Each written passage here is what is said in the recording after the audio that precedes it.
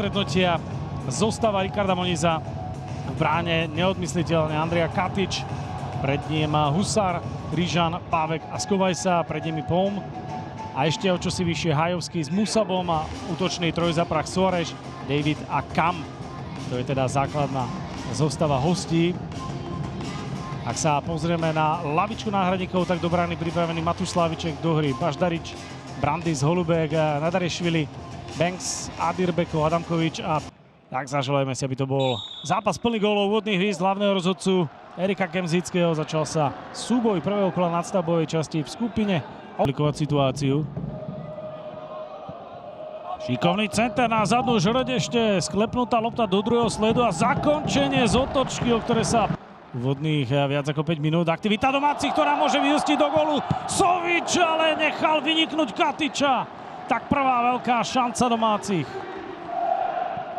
Otvorený priestor proti sebe Páveka.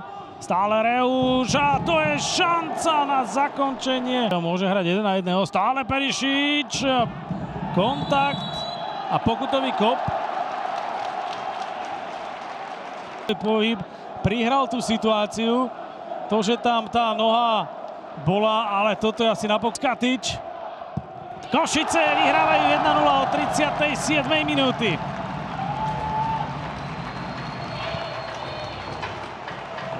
A rozhodca Kemzický si nešiel tú situáciu ani len.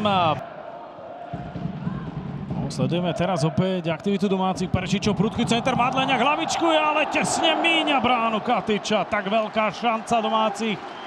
Na rozpätí 42. Perišičov, zaujímavý center, Sovič, ale opäť Katič. Tak tretia, nechcem povedať úplne. Ešte možnosť pre Madleňáka, zakončenie, ktoré Katičovi narobilo problémy, ale Katič. Krátko s Galovičom. Až teraz prichádza prudký center a zakončenie, ktoré znamená gól! Ján Krivák zvyšuje vedenie Košíc na 2-0.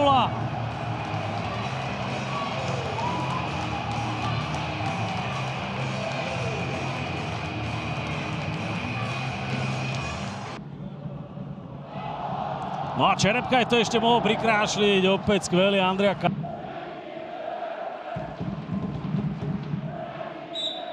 Je dobojované 3 hvízdy hlavného rozhodcu Erika Kemzického, absolutórium pre defenzívu Košíc, ktorá nepustila Trenčanov dnes do výrazných gólových šancí. Naopak, domáci mali